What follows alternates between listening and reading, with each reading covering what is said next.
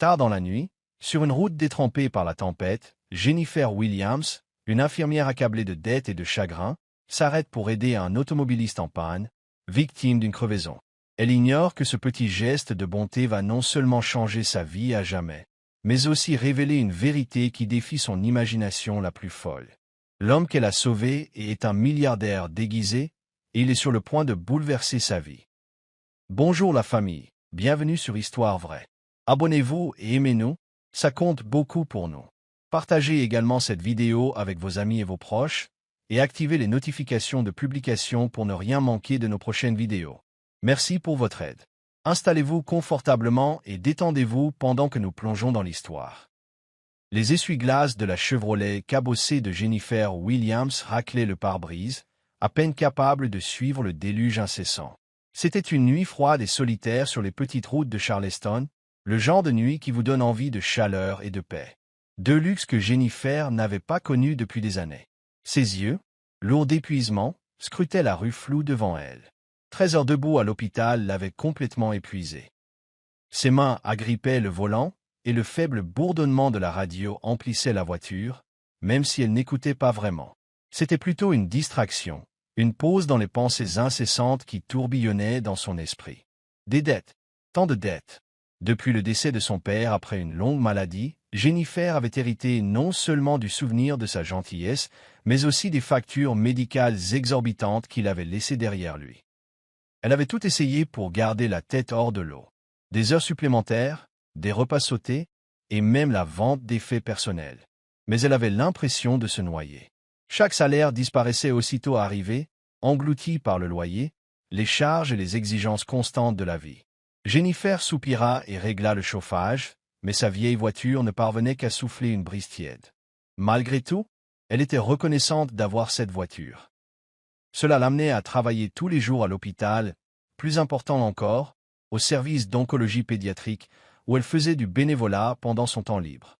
Les enfants étaient là pour elle un refuge, leur sourire courageux lui rappelant pourquoi elle travaillait si dur. Soudain, sous la pluie battante, elle aperçut des lumières clignotantes devant elle.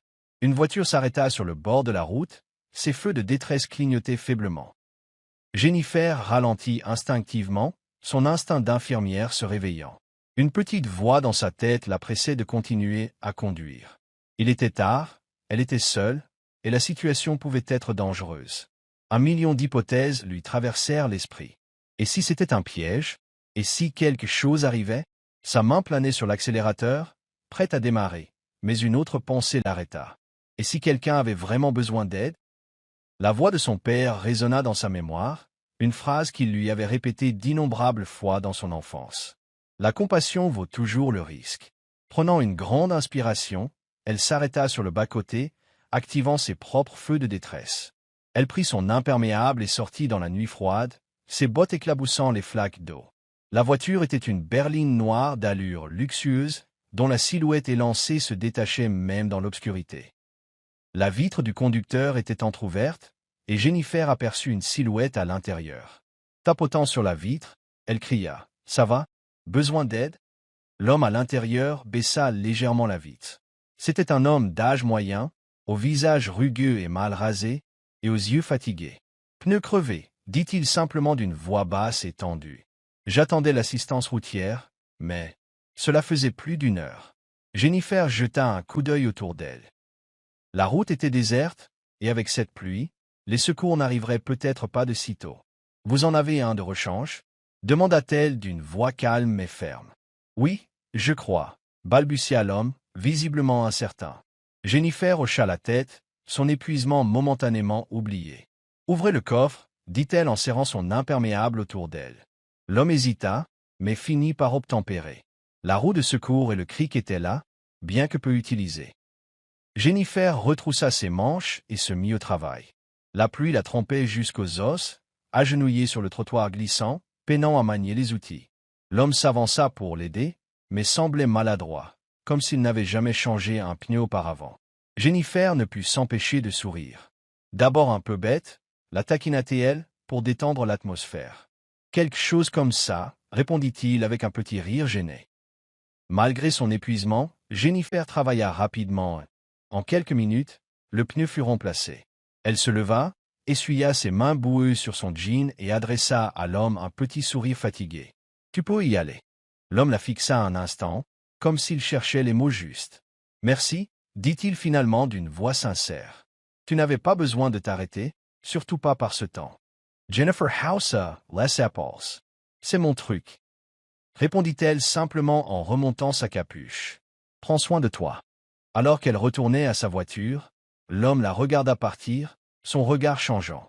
Jennifer ne le savait pas encore, mais son petit geste de bonté sur cette route pluvieuse avait déclenché quelque chose d'extraordinaire. Quelque chose qui allait changer sa vie à jamais. La pluie ne semblait pas prête de s'arrêter, tombant en trombe tandis que Jennifer remontait dans sa voiture. Frissonnante, elle alluma le chauffage, qui n'émettait pourtant qu'un léger bourdonnement. Ses mains tremblaient encore, en partie à cause du froid, et en partie à cause de l'adrénaline de devoir venir en aide à un inconnu sur un tronçon de route aussi isolé. Tandis qu'elle regardait la berline noire disparaître dans l'obscurité, elle laissa échapper un soupir las et murmura. « À quoi pensais-tu » En vérité, Jennifer ne réfléchissait pas, elle agissait. C'était son comportement habituel, qu'elle aide un enfant à l'hôpital ou qu'elle se précipite pour porter secours à un collègue débordé. La compassion était son instinct depuis toujours, même quand elle se sentait imprudente. Mais ce soir-là, alors qu'elle continuait à conduire jusqu'à chez elle, l'image de l'homme qu'elle avait aidé lui revenait en tête. Quelque chose en lui persistait dans ses pensées, sans qu'elle puisse vraiment le définir. Pendant ce temps, l'homme dans la berline noire, Mark, comme il s'était présenté, n'était pas encore rentré chez lui. Il serra plus fort le volant tandis qu'il repensait à la rencontre. La femme, Jennifer, comme elle avait dit s'appeler, était trempée jusqu'aux os et visiblement épuisée, et pourtant elle s'était arrêtée sans hésiter pour aider un parfait inconnu. La plupart des gens l'auraient dépassée sans hésiter, surtout par un temps pareil, mais pas elle. Mark expira lentement, jetant un coup d'œil à son reflet dans le rétroviseur. Il ne ressemblait en rien à l'homme qu'il était vraiment, un milliardaire habitué au luxe et au confort, volontairement vêtu de vieux vêtements et conduisant une voiture bien plus simple que la flotte de véhicules qui l'attendaient à son retour. Ce soir-là, il n'était pas Mark Johnson, PDG d'une multinationale. Il n'était que Mark, un homme ordinaire qui tâtait le terrain. Et Jennifer avait réussi son examen, sans même savoir qu'elle en passait un. Le lendemain, Jennifer était de retour à l'hôpital, arpentant les couloirs avec la même détermination tranquille qu'elle avait toujours manifestée. Son service avait commencé au lever du soleil, mais elle était déjà au service d'oncologie pédiatrique, comme d'habitude. Passer du temps avec les enfants lui donnait toujours la force de surmonter une nouvelle journée épuisante. Leur rire, leur courage, lui rappelaient pourquoi elle persévérait, même quand le monde semblait s'écrouler. Mademoiselle Jennifer, un petit garçon prénommé Liam, l'appela depuis son lit. Son visage s'illumina lorsqu'elle entra, tenant un petit sac de bracelets fait main.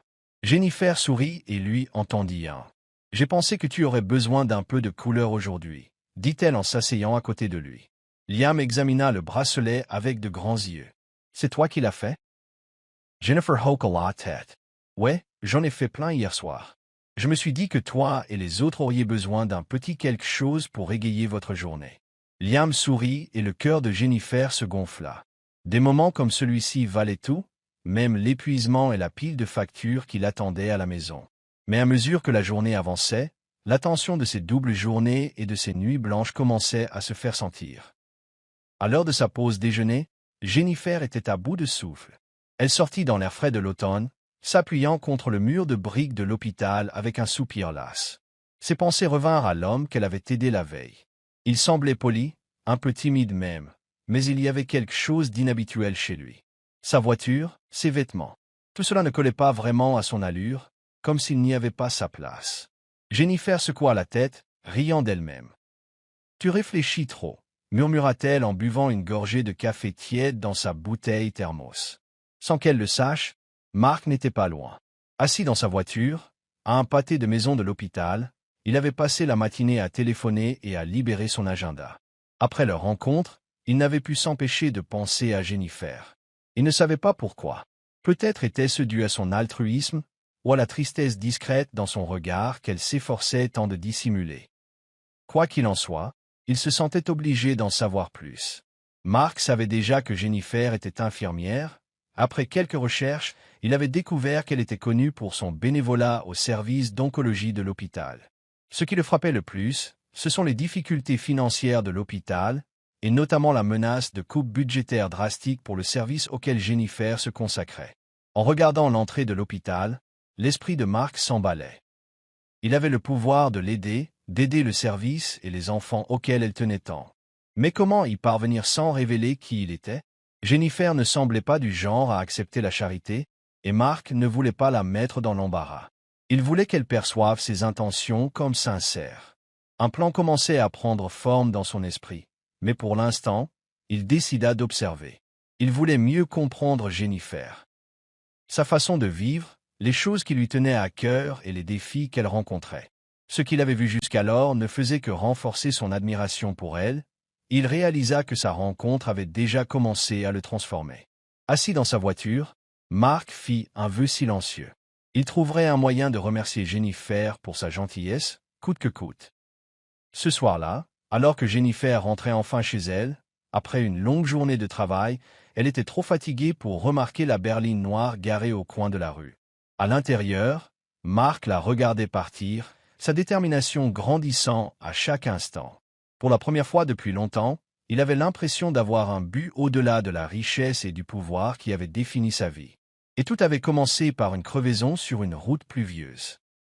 Le lendemain matin commença comme tous les autres pour Jennifer, son réveil la réveillant bien plus tôt que son corps ne l'aurait souhaité. Le soleil n'était pas encore levé, et Charleston baignait encore dans la douce lueur de l'aube. Son appartement était petit mais bien rangé, chaque recoin méticuleusement organisé. C'était une habitude qu'elle avait héritée de son père, qui lui disait « Quand la vie semble chaotique, il faut contrôler ce qu'on peut ». Mais aucune organisation ne pouvait maîtriser le chaos de ses finances. Jennifer était assise à sa table de cuisine usée, une tasse de café à la main, et se penchait sur une pile de factures. Les chiffres étaient toujours aussi impitoyables, dettes médicales, loyers, charges, tout lui fixait le visage comme un mur infranchissable. Son salaire, déjà serré, ne suffisait pas à faire une différence. Elle se massa les tempes, sentant le poids de tout cela peser sur elle. Mais elle jeta un coup d'œil à la petite photo sur le réfrigérateur, une photo de son père, souriant chaleureusement aux côtés d'une Jennifer beaucoup plus jeune. Sa voix résonna dans sa mémoire. « Ne laisse pas les difficultés te définir, ma puce. Fais ce que tu peux et laisse ton cœur te guider. » Prenant une grande inspiration, elle repoussa les billets, attrapa son sac et sortit. Elle n'avait pas le temps de s'attarder sur ses problèmes. Elle avait des enfants à charge. À l'hôpital, le service d'oncologie était déjà en pleine effervescence. Les fresques lumineuses et colorées sur les murs ne masquaient guère le poids des épreuves endurées par ces jeunes patients et leurs familles. Jennifer entra, sa présence illuminant immédiatement la pièce. « Bonjour, mademoiselle Jennifer. » Liam appela depuis son lit, brandissant le bracelet qu'elle lui avait offert la veille. Il le portait toujours. « Jennifer Surratt. Ça te va bien, mon pote? Tu lances la tendance. » Elle a fait sa tournée, discutant avec chaque enfant, l'encourageant et le faisant rire quand elle le pouvait. Ce n'était pas seulement son travail, c'était sa raison d'être. Ses enfants menaient des combats bien plus grands que tout ce qu'elle avait jamais affronté. Et si elle pouvait alléger leur fardeau, ne serait-ce qu'un instant, cela valait tous les sacrifices. Mais sous son sourire, Jennifer ne pouvait ignorer les conversations discrètes au sein du personnel. Les difficultés financières de l'hôpital s'aggravaient et le service d'oncologie était menacé de suppression. Les coupes budgétaires étaient inévitables et l'avenir du programme incertain. L'idée de perdre le service, de laisser tomber ses enfants, retournait l'estomac de Jennifer. Pendant ce temps, Mark observait la situation de loin, surveillant l'hôpital et en apprenant davantage sur Jennifer. Il n'avait pas cessé de penser à elle depuis leur rencontre pluvieuse, et sa curiosité n'avait fait que grandir. Il avait appris les problèmes de financement du service d'oncologie et la menace de sa fermeture. Ce qui l'avait le plus frappé, c'était le dévouement sans faille de Jennifer, malgré les difficultés rencontrées. Elle ne se contentait pas de faire son travail, elle donnait tout ce qu'elle avait à ses enfants, même lorsqu'elle n'avait plus rien pour elle-même. Mark était assis dans son bureau, les yeux rivés sur une pile de rapports. PDG d'une entreprise milliardaire, il avait l'habitude de prendre des décisions qui influençaient les marchés et changeaient des vies. Mais cette fois, aider Jennifer, c'était différent. C'était personnel. Il voulait faire plus que signer un chèque. Il voulait comprendre son univers et avoir un réel impact. Il a pris son téléphone et a passé un appel. Je veux un détail complet du financement de l'hôpital, en particulier du service d'oncologie pédiatrique, a-t-il dit. Après une pause, il a ajouté, et reste discret. Je ne veux pas que mon nom soit associé à ça. De retour à l'hôpital, la journée de Jennifer était loin d'être terminée. Pendant sa pause déjeuner, elle était assise dans la salle du personnel, le regard vide fixé sur le distributeur. Elle était trop fatiguée pour manger et trop inquiète pour se reposer. Une de ses collègues, une infirmière nommée Carla, s'assit à côté d'elle. « On dirait que tu portes le poids du monde », dit Carla en lui tendant une barre de céréales. « À quoi penses-tu » soupira Jennifer en déballant la barre, mais en prenant à peine une bouchée. « C'est tout. Le service, les enfants, les coupes budgétaires. Et en plus, mon propre désordre.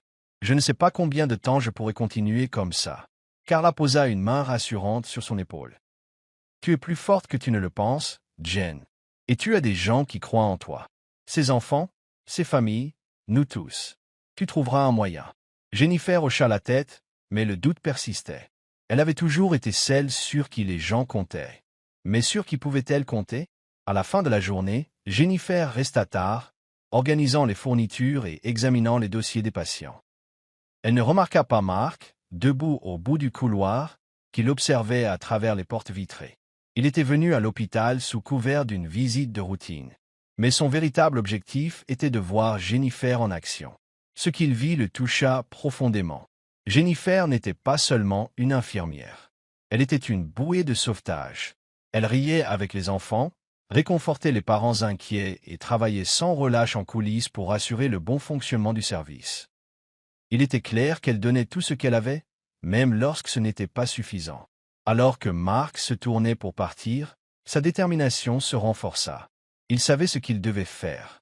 Aider Jennifer n'était plus une simple idée. C'était une mission, et il avait les ressources pour la mener à bien. Le soleil matinal entrait à flot par les hautes fenêtres de l'hôpital, projetant une lumière chaleureuse sur le service d'oncologie pédiatrique. Pour la première fois depuis des semaines, Jennifer sentit une douce énergie optimiste flotter dans l'air. Les parents échangeaient des regards pleins d'espoir, le personnel chuchotait en petits groupes, et même les enfants semblaient plus légers, comme s'ils pressentaient que quelque chose de bien allait se produire. Jennifer entra dans le bureau des infirmières, une pile de dossiers de patients dans une main et son café, toujours présent, dans l'autre. Elle eut à peine le temps de demander ce qui se passait que Carla fit irruption dans la pièce, un sourire illuminant son visage. « Tu ne vas pas le croire » s'exclama Carla, presque bondissante d'excitation. « Croire quoi » demanda Jennifer en posant les dossiers. Elle n'était pas sûre de pouvoir supporter d'autres mauvaises nouvelles si tôt dans la journée. « Le service vient de recevoir un don » dit Carla, les yeux écarquillés. « Et pas n'importe quel don. Un montant énorme. De quoi combler le déficit de financement et nous permettre de continuer à fonctionner pendant l'année à venir. » Jennifer S.E. Figia, l'esprit in ebullition. « Quoi? De qui » demanda-t-elle d'une voix mêlée de choc et d'incrédulité. Les dons n'étaient pas rares, mais un don assez important pour sauver tout le service? Du jamais vu. Personne ne sait, admit Carla. C'était anonyme. L'administration de l'hôpital en parle déjà. Le directeur a dit que c'était un miracle. Jennifer se laissa aller dans son fauteuil, laissant la nouvelle s'imprégner. Le soulagement l'envahit, rapidement suivi de gratitude et de curiosité. Qui ferait une chose pareille? Et pourquoi? Mais elle n'avait pas le temps de s'attarder sur ce mystère. Pour l'instant, le service était sûr, et c'était tout ce qui comptait. Cet après-midi-là, Jennifer se retrouva avec plus d'énergie qu'elle n'en avait eu depuis des semaines. Elle passa plus de temps avec les enfants, à jouer à des jeux et à raconter des histoires. Les parents, accablés d'inquiétude, semblaient visiblement plus légers, certains souriant même pour la première fois d'EP. UIS de Lusters. C'était incroyable l'espoir que pouvait susciter la promesse de stabilité. Tout en travaillant, Jennifer ne pouvait s'empêcher de penser aux donneurs. Elle aurait aimé pouvoir les remercier personnellement, leur dire combien leur générosité comptait, non seulement pour elle, mais pour chaque enfant et chaque parent de la paroisse. Qui qu'il soit, il lui avait donné la seule chose qu'elle pensait avoir perdue, du temps. Du temps pour continuer à se battre pour ses enfants. Il est temps de faire bouger les choses. Pendant ce temps, Mark observait la scène depuis la ligne de touche, satisfait mais toujours partagé. Assis dans sa voiture devant l'hôpital, il parcourait un courriel de confirmation du don anonyme.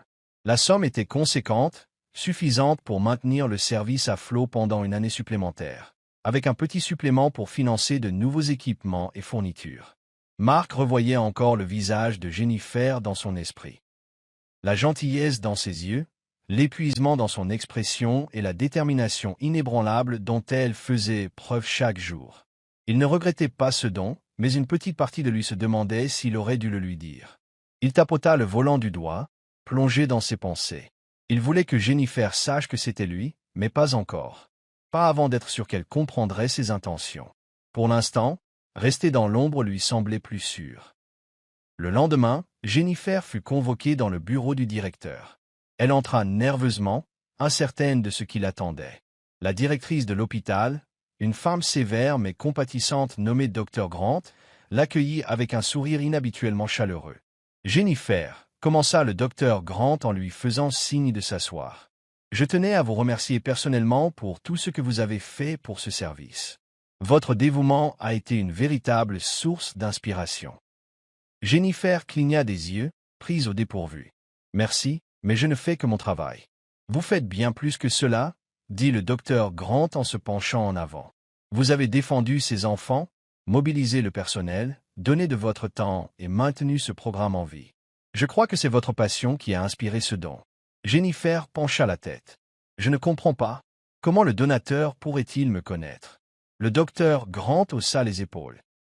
Les donateurs anonymes ont souvent leurs raisons, mais il n'est pas rare qu'ils se renseignent sur les programmes qu'ils soutiennent. Qui qu'ils soient, ils ont clairement perçu quelque chose de spécial en vous et dans votre travail. Jennifer quitta le bureau avec un mélange d'émotions, de fierté, de gratitude et une curiosité toujours plus grande pour le mystérieux bienfaiteur. Elle ne parvenait pas à se défaire du sentiment que l'histoire était plus complexe. Plus tard dans la soirée, Jennifer s'assit au bord de son lit, les yeux rivés au plafond. Elle ne cessait de penser au don et à la façon dont il avait sauvé le service. Pour la première fois depuis une éternité, elle s'autorisa à espérer. Peut-être que la situation s'améliorait enfin. De l'autre côté de la ville, Mark était assis dans son bureau, sirotant un verre de whisky et regardant par la fenêtre. Il avait fait ce qu'il pouvait, mais quelque chose lui disait que ce n'était que le début. La gentillesse de Jennifer avait éveillé quelque chose en lui, et il n'était pas encore prêt à partir. Alors que la ville s'installait dans le calme de la nuit, deux personnes très différentes réfléchissaient à la même chose. Comment un acte de générosité ou de compassion pouvait changer des vies d'une manière qu'elles n'auraient jamais imaginée. Le service d'oncologie bourdonnait de vie. Les enfants riaient, le personnel semblait revigoré, et même Jennifer ressentait un regain d'énergie. Le don anonyme avait été une bouée de sauvetage, apportant au service la stabilité dont il avait désespérément besoin. Mais malgré sa gratitude, Jennifer ne parvenait pas à dissiper sa curiosité grandissante envers le donneur. Chaque fois qu'elle voyait les nouvelles fournitures ou qu'elle parlait à un parent désormais optimiste quant au traitement de son enfant, elle se demandait qui pourrait bien faire quelque chose d'aussi extraordinaire tout en restant dans l'ombre. Cette question la hantait, mais elle n'avait pas le temps de s'y attarder. Entre ses quarts de travail et ses heures de bénévolat, les journées de Jennifer étaient plus remplies que jamais. La différence, désormais, résidait dans le subtil espoir qu'elle portait en elle. Pour la première fois depuis longtemps, la route qui s'offrait à elle ne semblait plus si insurmontable.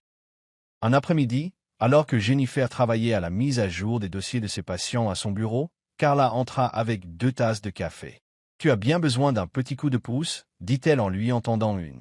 Jennifer sourit avec reconnaissance. « Tu m'as sauvé la vie. » Carla s'assit et se pencha, l'air conspirateur. « Alors, as-tu réfléchi à qui pourrait être ce donneur mystère ?» Jennifer soupira en se calant dans son fauteuil. « Tous les jours. Mais je n'ai toujours rien trouvé. Quelqu'un, quelque part, a cru en nous au point de sauver le service, et on ne sait même pas qui c'est. Carla Hausa Unsourcel. Et si c'était quelqu'un que tu connaissais déjà?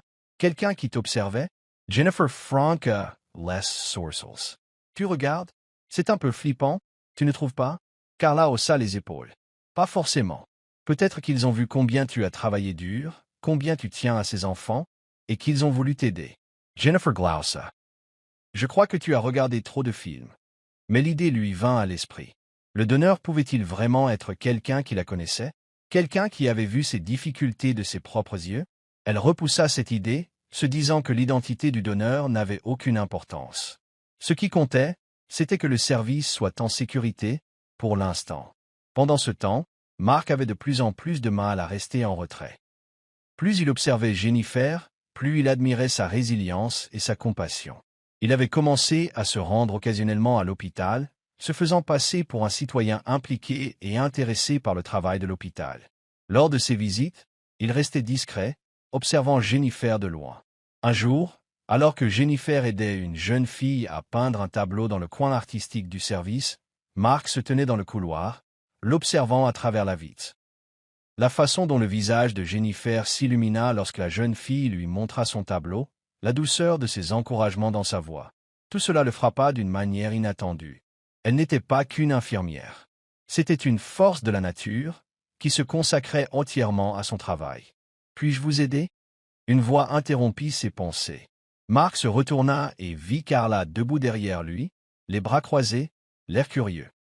Il hésita un instant, ne sachant comment expliquer sa présence. « Non, j'admire simplement le travail accompli ici, » dit-il finalement d'une voix assurée. « C'est inspirant. » Carla haussa un sourcil, mais n'insista pas davantage. « Si vous êtes impressionné maintenant, vous devriez voir tout ce que Jennifer a fait pour maintenir cet endroit en activité. C'est grâce à elle que ses enfants ont encore un endroit où aller. » Mark hocha la tête, son respect pour Jennifer s'intensifiant. « Elle est remarquable, » dit-il doucement. Carla pencha la tête pour l'observer. « Tu n'es pas là par simple curiosité, n'est-ce pas ?» Mark hésita, puis esquissa un léger sourire. « Disons que j'ai tout intérêt à ce que ce service réussisse. » Avant que Carla ne puisse poser la moindre question, Mark s'excusa, la laissant avec plus de questions que de réponses. Ce soir-là, Jennifer resta tard à l'hôpital, organisant les fournitures et préparant le lendemain. En empilant des cartons de matériel médical neuf, achetés grâce au fonds du donateur, elle repensa à l'homme qu'elle avait croisé plusieurs fois dans les couloirs. Il semblait toujours observer, mais il ne se présentait jamais. Il y avait quelque chose de familier chez lui, même si elle ne parvenait pas à le définir. Sa curiosité l'emporta et elle décida de demander à Carla le lendemain matin. « Ce type à qui tu parlais l'autre jour, celui dans le couloir, tu sais qui c'est ?» demanda Jennifer tandis qu'elle préparait une chambre de patient. Carla haussa les épaules, « Pas vraiment. Il avait dit qu'il était juste là pour en savoir plus sur le service, mais honnêtement, il semblait investi. Vraiment investi. » Jennifer Franca, Les Sourcils. « Tu crois qu'il pourrait être lié au don ?» Carla sourit. « Ça, c'est une théorie. Tu devrais peut-être lui parler. » Jennifer rit nerveusement. « Qu'est-ce que je pourrais bien dire ?»« Salut, es-tu le donneur mystère qui a sauvé la salle ?» Carla eut un sourire narquois. « Pourquoi pas? Tu nous rendrais service à tous. » Cet après-midi-là, le destin a voulu que Jennifer croise Mark par hasard. Il se tenait près de l'entrée du service, feuilletant une brochure sur l'hôpital. Elle hésita un instant, puis s'approcha de lui. « Salut, » dit-elle d'une voix amicale mais prudente. « Je t'ai déjà vu quelque part. Tu es là pour quelqu'un ?» Mark se retourna, surpris par son apparition soudaine, mais reprit vite ses esprits. « Oh non, pas vraiment. Je m'intéresse juste au travail qui se fait ici. » Jennifer Surratt Polymath. C'est bien d'avoir des gens qui se soucient du service. Les enfants apprécient, et nous aussi. Mark hocha la tête, son assurance habituelle vacillant sous son regard. C'est un endroit incroyable. Les gens ici, vous, faites quelque chose de vraiment remarquable. Jennifer pencha la tête et l'observa. On s'est déjà rencontrés? Tu me sembles familier. Mark hésita, cherchant désespérément une réponse. Je ne crois pas, dit-il prudemment. Mais je suis le travail de l'hôpital depuis un certain temps. Jennifer hocha la tête, même si le soupçon persistait. Eh bien, merci pour votre soutien. Cela compte plus que vous ne le pensez. En s'éloignant, Mark poussa un profond soupir, soulagé mais partagé. L'intuition perçante de Jennifer était plus proche de découvrir la vérité qu'il ne le pensait. Et même s'il tenait à garder son secret, il savait que le jour viendrait où il devrait tout lui dire. Jennifer s'appuya contre le mur de briques de l'hôpital pendant sa pause, le regard fixé sur le parking animé. La douce chaleur automnale la troquait agréablement de la froideur clinique du service d'oncologie, mais son esprit était loin d'être serein. Des rumeurs concernant les finances de l'hôpital lui parvenaient à nouveau, cette fois avec des détails inquiétants. L'administration discutait de la réaffectation de fonds à d'autres services. Même avec le don anonyme qui avait sauvé le service, la menace de perdre des ressources essentielles planait. Elle serrait sa tasse de café fort, les pensées s'emballant. Comment l'hôpital pouvait-il seulement envisager de détourner des fonds d'un programme qui sauvait littéralement la vie d'enfants? Cela ne lui convenait pas. Mais que pouvait-elle faire?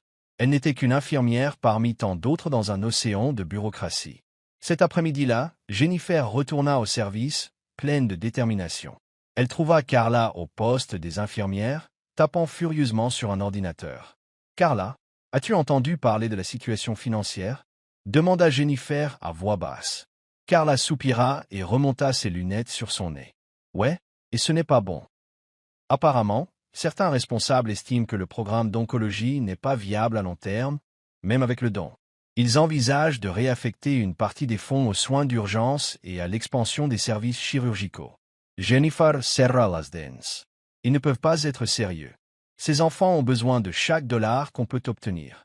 Carla haussa les épaules, impuissante. Je sais, mais les personnes qui prennent ces décisions ne voient pas les visages que nous croisons tous les jours.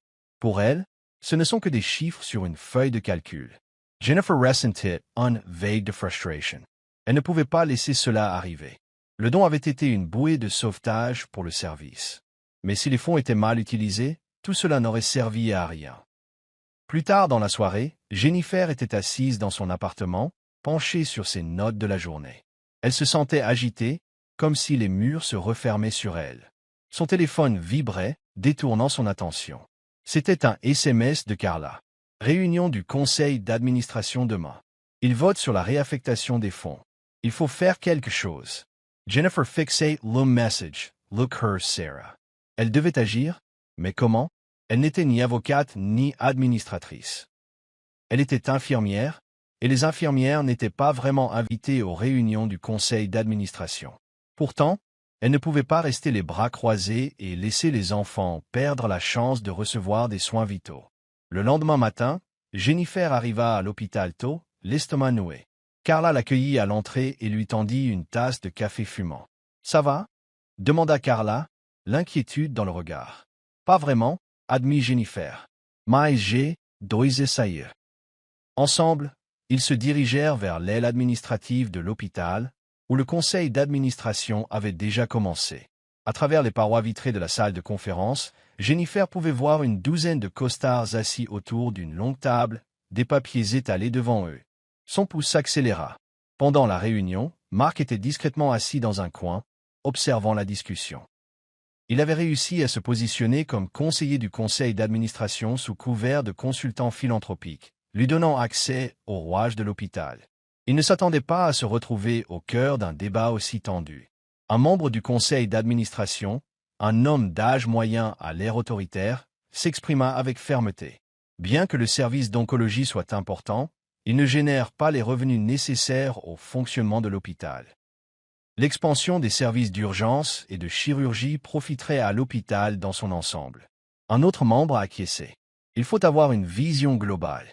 Si nous ne nous adaptons pas, nous risquons l'effondrement financier. Mark écoutait en silence, sa frustration grandissant.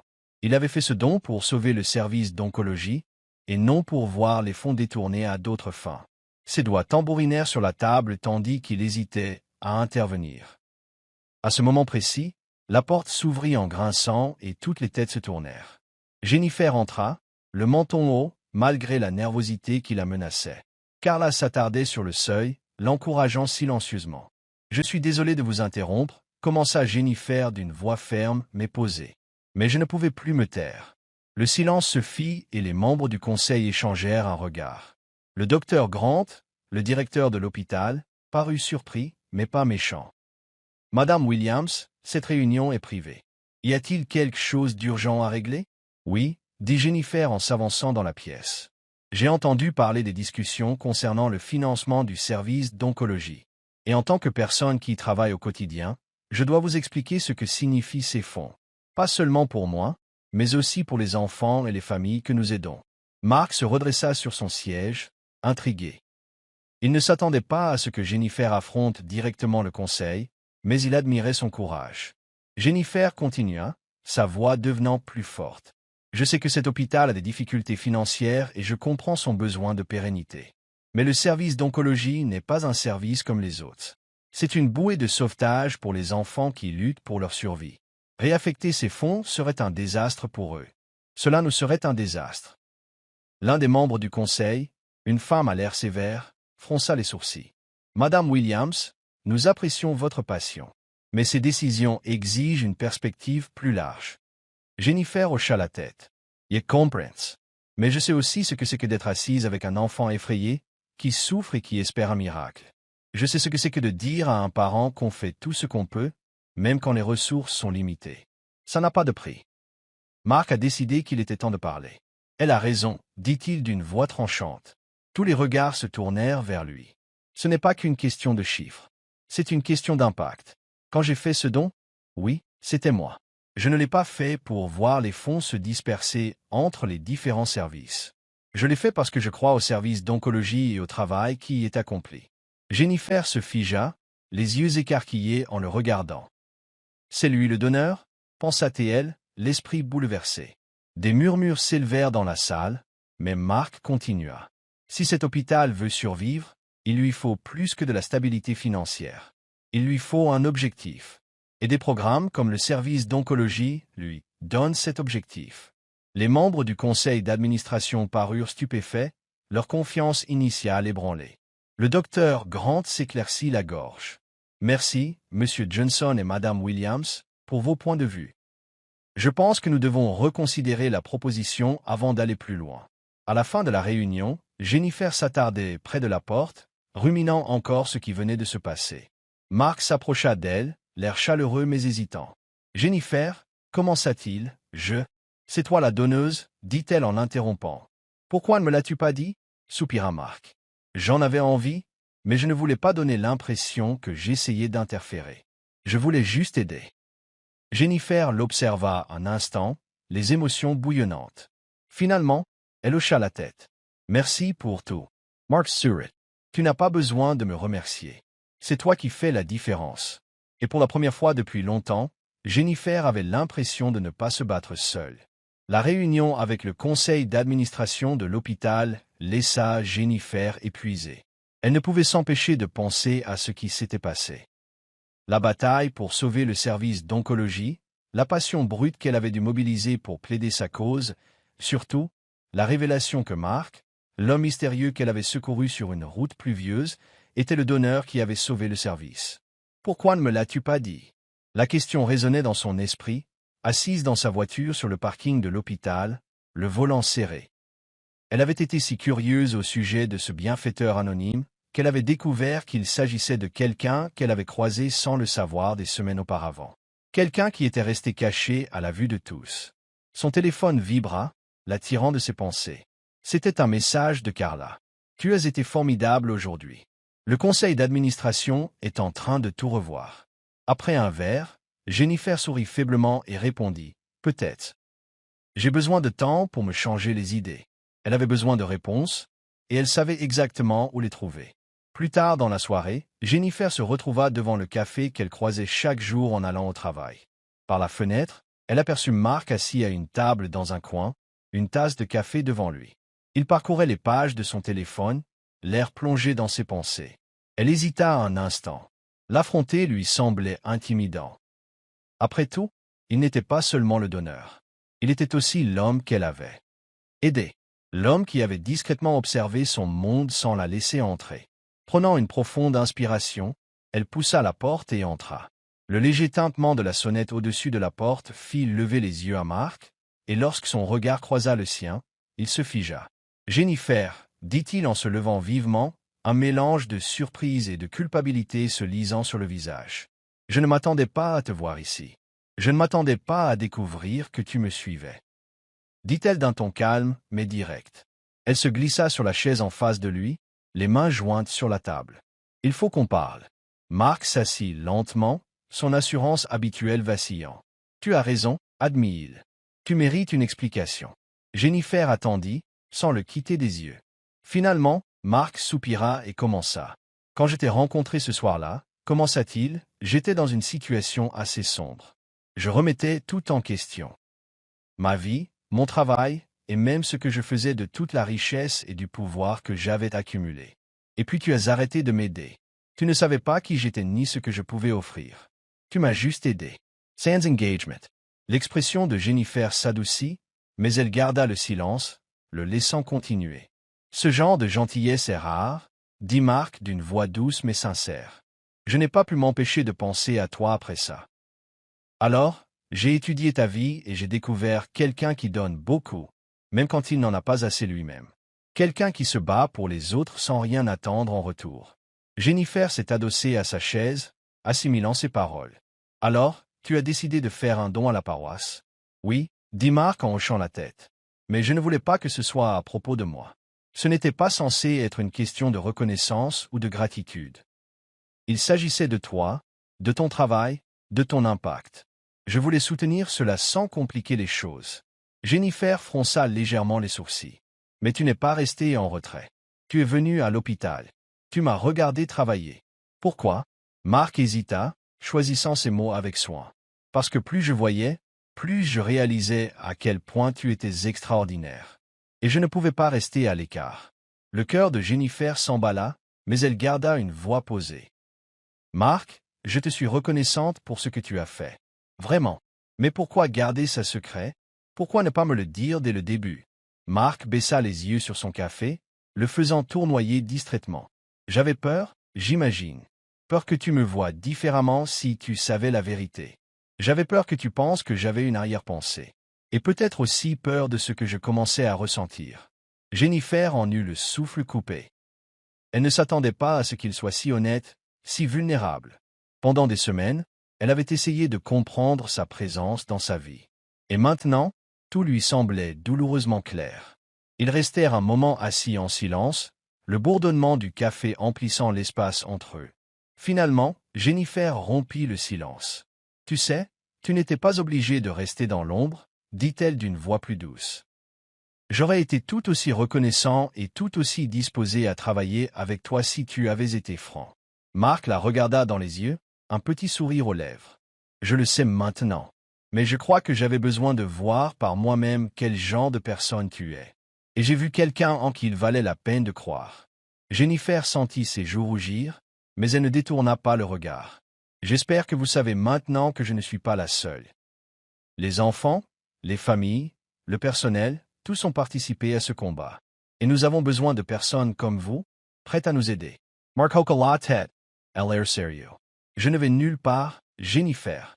Quoi que tu aies besoin, je suis là. Jennifer sourit, une chaleur sincère se répandant dans sa poitrine. Merci, Mark, pour tout. Mais la prochaine fois, n'attends peut-être pas si longtemps pour me dire la vérité. Mark rit doucement, la tension entre eux s'apaisant enfin. D'accord. En quittant le café, l'air entre semblait plus léger, comme si un poids s'était évaporé. Pour la première fois depuis cette nuit pluvieuse, Jennifer avait l'impression de vraiment comprendre Mark. Et, d'une certaine manière, elle-même. Ils cherchaient tous les deux quelque chose. Et peut-être, l'avaient-ils trouvé l'un chez l'autre. Jennifer se tenait au milieu du service d'oncologie pédiatrique, les rires des enfants résonnant dans l'air. Les murs, autrefois ternes et écaillés, étaient désormais peints de fresques murales vibrantes représentant des contes de fées et des super-héros. Grâce au don anonyme qui a sauvé le programme. Mais maintenant, elle savait. La vérité. C'était Mark. L'homme qu'elle avait aidé cette nuit pluvieuse n'était pas seulement un gentil inconnu. Il était milliardaire. Et il veillait sur elle d'une manière qu'elle n'aurait jamais imaginée. Elle se retourna et le trouva debout sur le seuil, les mains dans les poches, l'observant avec un sourire hésitant. « Tu t'es vraiment donné tant de mal juste pour m'aider ?» demanda-t-elle d'une voix mêlée de gratitude et d'incrédulité. Mark Sapira, E.T. Savanka. Non, Jennifer. Je l'ai fait parce que tu aides ceux qui n'ont rien à offrir en retour. Tu ne savais pas qui j'étais, et pourtant tu t'es arrêté cette nuit-là sous la pluie, alors que personne d'autre ne le savait.